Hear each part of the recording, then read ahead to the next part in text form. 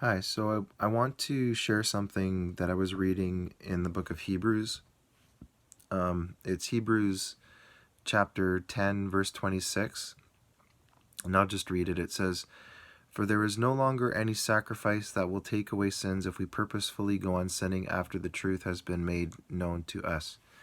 So, um, most people interpret that verse as meaning that as Christians, if we continue in habitual sin, that there's no longer any sacrifice that will take away our sins because we're committing we're committing sins that you could lose your salvation. In other words, like you can commit, if you keep in a pattern of sin, you'll eventually like lose your salvation.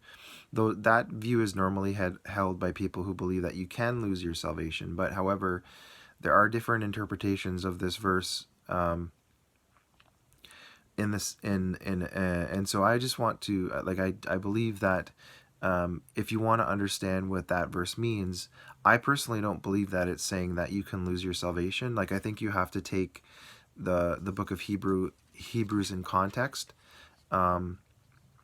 So like, if you look back in the beginning of chapter 10, it's talking about the Jewish law, and it's saying that the Jewish law is not a full and faithful model of the real things. It is only a faint outline of the good things to come. The same sacrifices are offered forever, year after year. How can the law then, by means of these sacrifices, make perfect the people who come to God? And then it says in verse 2, if the people worshiping God had really been purified from their sins, they would not feel guilty of sin anymore, and the sacrifices would stop. So as it is, however, the sacrifices serve year after year. So the sacrifices continue year after year. So what does this verse mean? I think it's meaning that this book of Hebrews was written to Jewish Christians who were coming out of the sacrificial system. So it's basically saying, I believe when it's saying in Hebrews chapter 10, verse 26, that there is no longer any sacrifice that will take away sins.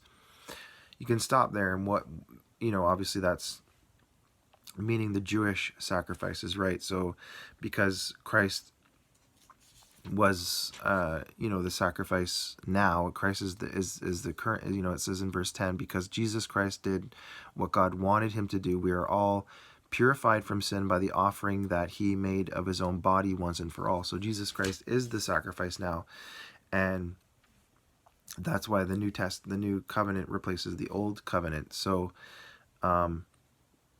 what it means, read it full. So like, if I read it full, there is no longer any sacrifice that will take away sins if we purposefully go on sinning after the truth has been made known to us. So what that's saying is that these Jewish converts, if or these Jewish people, after the truth has been made known to them, if they fall back onto the sacrificial system again, then Christ's sacrifice basically doesn't have any effect on them, and there's no sacrifice for them because they've refused the sacrifice of Christ. So that's what I think this verse is saying. I don't think it's saying you can lose your salvation. It's just saying that put your faith in Jesus Christ, not in the sacrificial system. Anyways, thanks for listening. Bye.